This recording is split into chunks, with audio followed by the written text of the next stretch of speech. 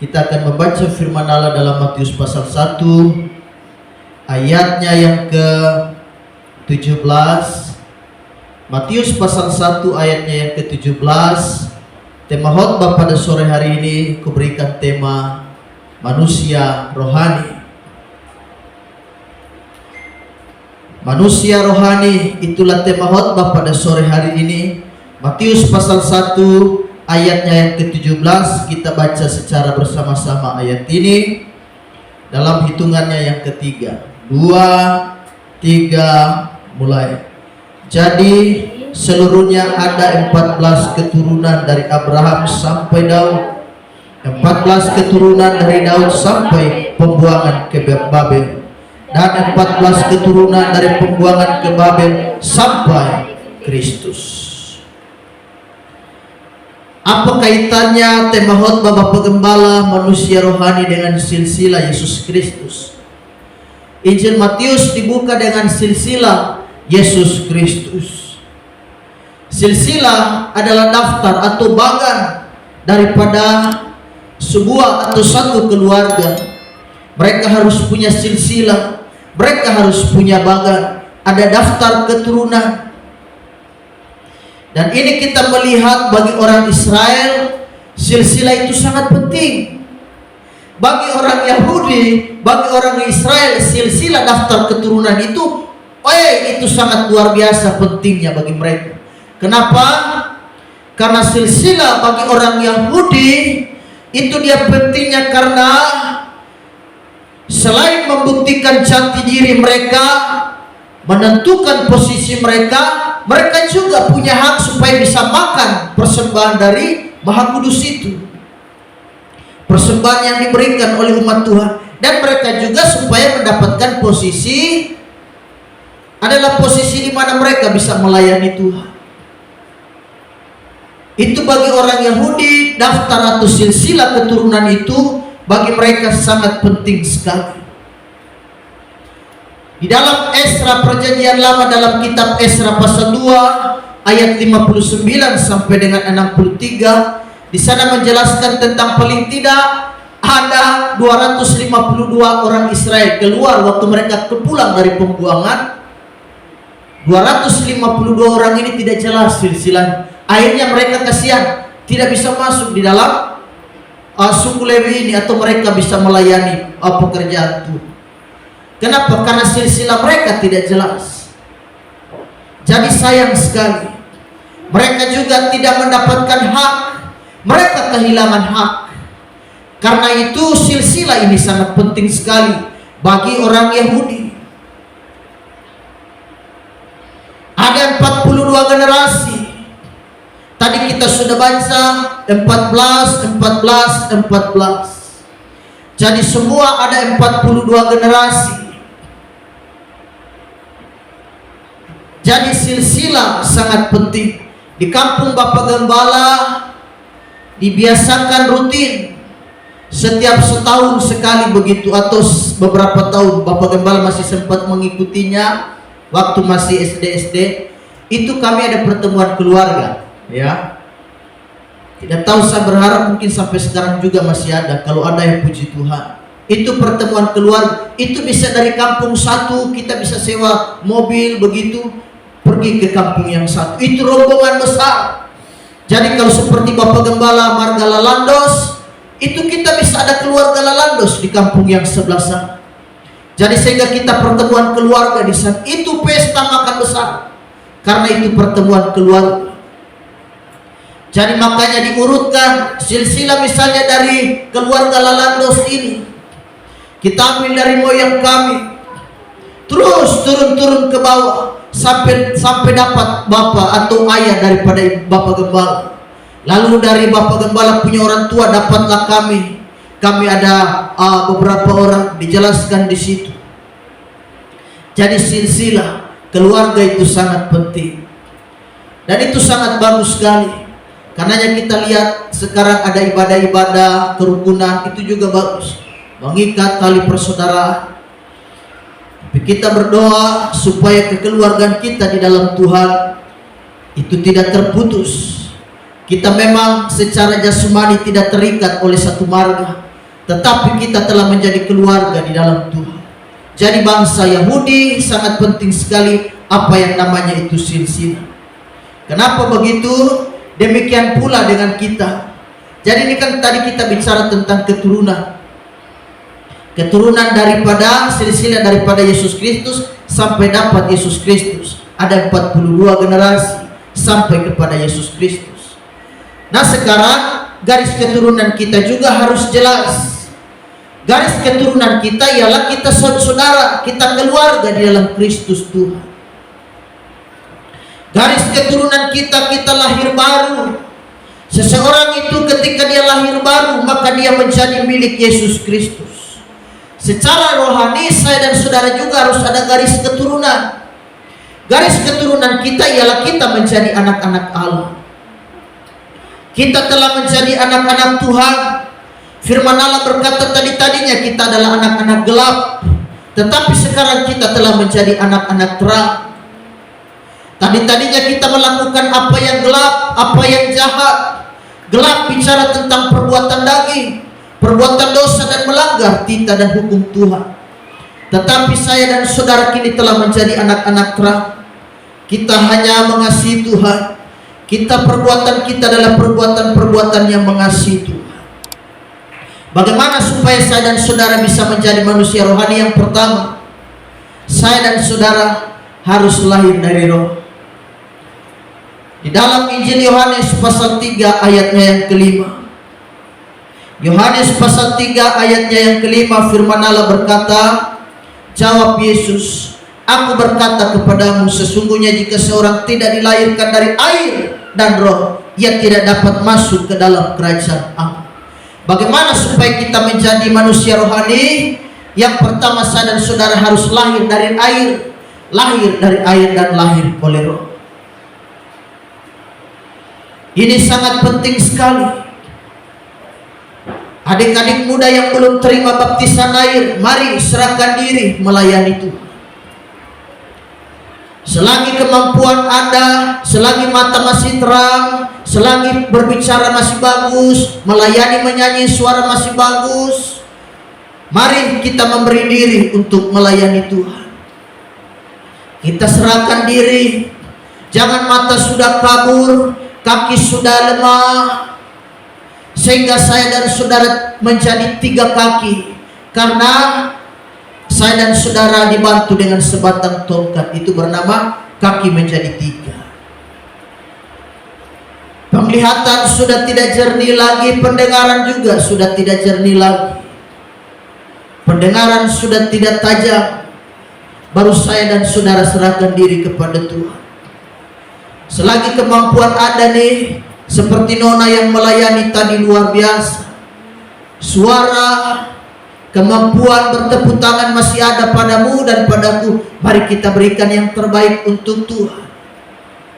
Kita serahkan kepada Tuhan kesehatan mumpung masih ada. Kemampuan untuk kita saya dan saudara untuk pergi ke rumah Tuhan masih ada.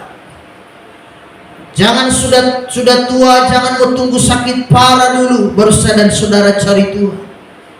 Lalu kita serahkan diri. Aku datanglah Tuhan padamu.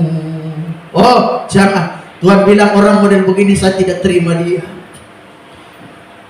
Waktu dia sehat dia beri diri untuk sesuatu yang lain. Tetapi kenapa sekarang dia sakit-sakitan baru datang cari saya? Kita kasih yang terbaik untuk Tuhan. Jadi yang pertama, bagaimana saya dan saudara menjadi manusia rohani? Lahir baru. Kita mesti lahir baru. Ada jemaat-jemaat yang Bapak dan Ibu Gembala bersama majelis kita, wah kita baptis kemarin. Ada Ibu Yan, wah luar biasa sukacita. Mereka melayani Tuhan. Jadi adik-adik muda, mari serahkan diri. Saudara yang rindu untuk terlibat pelayanan, rindu untuk melayani, saya dan saudara serah lewat air dan lewat Roh Kudus. Nama saya dan saudara terdaftar di sorga saat kita lahir baru. Nama saya dan saudara nanti diakui di sorga, terdaftar di sorga saat saya dan saudara lahir baru dan terima Kristus. Di dalam apa? Di dalam air, dalam baptisan air dan di dalam Roh. kita terima dan kita dipenuhkan oleh Roh Kudus, baru nama kita terdaftar di surga. Jadi kelahiran rohani, ada kelahiran secara jasmani. Orang Yahudi nanti hari ke-8 baru memberikan nama pada anak mereka. Saya dan saudara, begitu kita terima Kristus Tuhan sebagai Juru Selamat, maka nama kita terdaftar di sorga, kata firman Allah. Jadi oleh sebab itu ini sangat penting, saya dan saudara lahir di dalam air dan lahir di dalam roh. Dalam Yohanes pasal 3, Nikodemus, seorang pemimpin Yahudi, tokoh agama Yahudi, datang kepada Kristus dan bertanya, bagaimana supaya seseorang itu dia bisa hidup di dalam kebenaran? Yesus berkata, orang itu dia harus lahir kembali, dilahirkan kembali. Nikodemus heran dan berkata, wah, saya sudah berjenggot dan sudah tua ini masuk kembali dalam rahim ibuku, mana mungkin? Lalu dilahirkan kembali. Dia tidak mengerti maksud Yesus adalah supaya dia terima Kristus, dia terima kebenaran itu, dan dia dilahirkan oleh Roh Kudus. Karena Roh Kudus mengubah hidup kita. Ketika kita terima Tuhan, serahkan diri sama Tuhan, kan banyak kali kita terima Roh Kudus. Roh Kudus mengubah hidup kita. Yang tadinya suka maki, sekarang suka memuji Tuhan. Yang tadinya malas ke gereja, sekarang jadi rajin. Itu Roh Kudus punya pekerjaan. Yang tadinya tidak suka dengan ibadah, sekarang jadi suka ibadah. Dia tanya, Bapak Gembala masih ada lagi kah besok ibadah? Bapak Gembala masih ada lagi kah untuk pelayanan buat saya?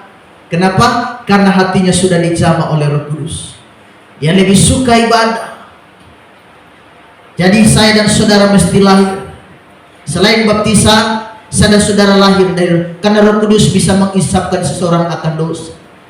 Orang bertobat karena Roh Kudus yang mengingatkan dia, hei, kau berdosa, kau bersalah. Lalu Roh Kudus menjamah hidupnya dan dia berubah. Jadi ini sangat penting. Nikodemus, seorang tokoh agama Yahudi, datang tengah malam. Dia malu kalau datang siang-siang, karena orang berkata, wah, apa nanti kata orang, masa kita punya pemimpin agama datang bersama Yesus, bertanya kepada Yesus perihal kebenaran.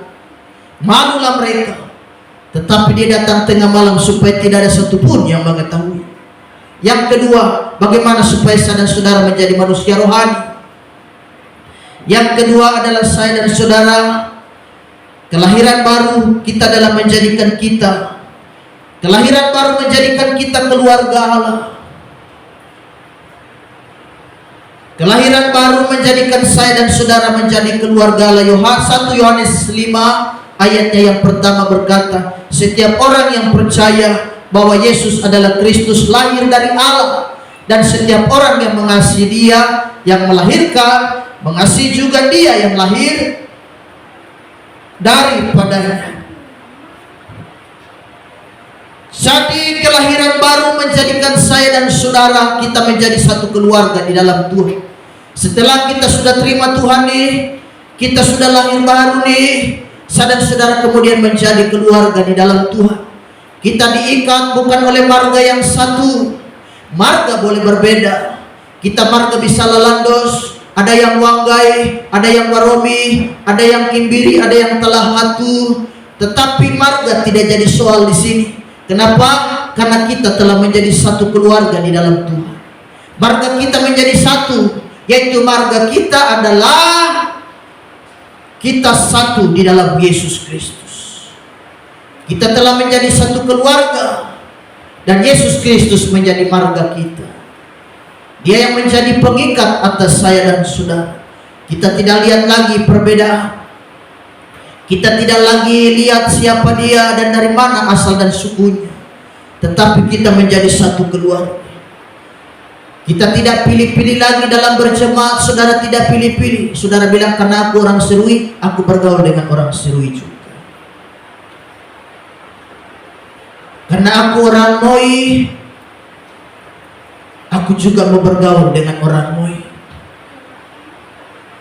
Karena aku marga Imbiri, aku cari juga sakawan dengan marga Imbiri. Karena aku telah hatu, aku hanya bergaul dengan orang Ambon saja. Tidak mau bergaul dengan yang warga Waromi. Akhirnya yang orang Moi asli juga mereka tidak mau kalah. Dia bilang, karena aku orang Moi, maka aku tidak bergaul dengan siapapun. Karena ini saya punya tanah. Maka kita semua yang marga-marga tadi habis. Kenapa? Karena dia bilang ini semua saya punya tanah. Tetapi kita tidak lihat itu. Kita telah menjadi satu keluarga di dalam Tuhan. Namanya juga keluarga pasti ada kurang-kurangnya kan? Itu biasa. Namanya sama dengan rumah tangga juga. Namanya rumah tangga juga pasti ada yang kurang-kurang. Tetapi namanya rumah tangga apapun itu kita harus bela. Tidak ada dan tidak boleh saudara ceritakan kelemahan dan kekurangan rumah tangga di luar sana. Jangan. Kalau sampai ada orang yang menceritakan tentang kelemahan dan kekurangan rumah tangganya, orang ini pertanda tidak bagus. Yang namanya rumah tangga pasti kita bela, apapun itu resikonya. Yang namanya rumah tangga kita harus junjung tinggi, kita pertahankan. Tidak boleh kita ceritakan kekurangan rumah tangga kita, kekurangan istri, kekurangan anak, haleluya, kekurangan suami kepada orang lain. Oh, betapa aib besar dan memalukan. Kita tahu, amin, keluargaku ada kurang. Aku tahu suamiku ada lemah, betul. Tetapi aku tidak mau buka aib suamiku. Aku tidak mau buka kekurangan rumah tanggaku kepada orang lain. Yang namanya gereja, yang namanya pelayanan, begitu juga ada kekurangan. Tetapi yang namanya keluarga, kita kan keluarga di dalam Tuhan. Kita bernaung di satu gereja, dan gereja itu yang menjadi seperti rumah kita. Kita ini menjadi keluarga. Bapak dan Ibu Gembala menjadi orang tua rohani. Yang namanya pelayanan pasti ada kurang-kurang, tapi kurang itu harus kita tutupi. Yang namanya gereja pasti ada bolong-bolong, artinya ada kelemahan-kelemahan. Tetapi itu tidak jadi soal dan itu tidak menjadi masalah bagi kita. Yang penting kita tutupi. Bolong di mana kita tutupi. Salahnya di mana mari kita tutupi. Kita selesaikan secara bersama-sama. Ada banyak kan jemaat suka cerita dia punya gereja, dia punya kelemahan. Ini pasti jemaat gak bagus. Saudara kalau lihat ada kurang dalam pelayanan, saudara diam dan kau berdoa dalam hati Tuhan. Andai kata aku diberkati Tuhan, aku mau tutupi kekurangan itu. Kau lihat sekiranya ada salah di dalam gerejamu, kau berdoa dan duduk. Kau bilang, Tuhan, andai kata Tuhan bukakan jalan padaku, dan aku mendapatkan sejumlah besar uang untuk aku boleh tutupi kekurangan ini, maka Tuhan kasihlah aku mau topang pelayanan ini. Bukan kita cari-cari kelemahan gereja, cari-cari kesalahan gereja, lalu kita cerita di luar sana. Pertanda kau bukan keluarga Kristen yang benar. Pertanda kau bukan lahir yang baru. Pertanda kau masih manusia hidup lama. Sebab orang yang lahir baru tentu tidak seperti itu. Orang yang lahir baru lahir dari prosesnya. Saya dan saudara melayani Tuhan, ada proses yang saya dan saudara mesti lewati. Jadi tetap bersyukur, kita menjadi satu keluarga di dalam Tuhan. Roh Kudus telah melahirbarukan kita, itulah tugas Roh Kudus. Bayi kalau dia lahir secara normal itu biasanya bayi menangis. Makanya banyak kali kalau suster yang menangani anak begitu lahir belum menangis, semua orang panik. Langsung mereka bilang pukul pantatnya. Betul ya begitu ya, biasanya kan begitu kan. Pukul pantatnya supaya dia menangis. Betul. Ada yang memang pukul pantatnya supaya bayi, kalau dia menangis berarti puji Tuhan itu berarti lahir normal bagus. Tapi ada kan bayi lahir diam-diam, orang juga menjadi bingung. Jadi ketika Roh Kudus melahirbarukan hidup seseorang, pasti dia menangis seperti bayi tadi. Siapa yang bikin dia menangis? Roh Kudus memukul dosanya. Kita pasti menangis terisak-isak. Kenapa? Roh Kudus telah memukul dosa kita. Roh Kudus telah menghancurkan. Roh Kudus telah menguliti segala sesuatu yang tidak benar. Kita menangis, kita mengakui dosa kita di hadapan Tuhan. sehingga kita seperti bayi yang baru lahir tadi. Begitu bayi menangis, bapaknya di luar tunggu, aku tidak menangis ya. Begitu dengar suaranya menangis, dia jadi lega. Jadi kalau Roh Kudus sudah masuk dalam hidup saya dan saudara nih, saudara semua pasti pernah menangis ini waktu dalam hadirat Tuhan. Oh pasti. Bapak Gembala ingat dalam 20 malam kemarin, semua seperti anak kecil. Tidak ada yang tidak seperti anak kecil, semua seperti anak kecil. Air mata tumpah. Yang di sini juga tidak ketinggalan. Sini juga ikut-ikutan alias ingus. Kenapa? Karena Roh Kudus telah menjamah kita. Jadi kita telah menjadi satu keluarga. Ketika kita lahir baru, maka saya dan saudara menjadi satu keluarga di dalam Tuhan. Yang terakhir, apa yang bisa menopang dan menunjang pertumbuhan rohani saya dan saudara? Makanan rohani mendukung pertumbuhan kerohanian kita. 1 Petrus 2 ayat 1-2 firman Allah berkata, karena itu buanglah segala kejahatan, segala tipu muslihat, dan segala macam kemunafikan, kedengkian dan fitnah, dan jadilah sama seperti bayi yang baru lahir, yang selalu ingin akan air susu yang murni dan yang rohani, supaya olehnya kamu bertumbuh dan beroleh keselamatan. Begitu kita lahir baru, kita menjadi satu keluarga dengan keluarga Kristen yang lain. Lalu yang terakhir, untuk menunjang dan menopang kerohanian kita, kita perlu yang namanya makanan rohani.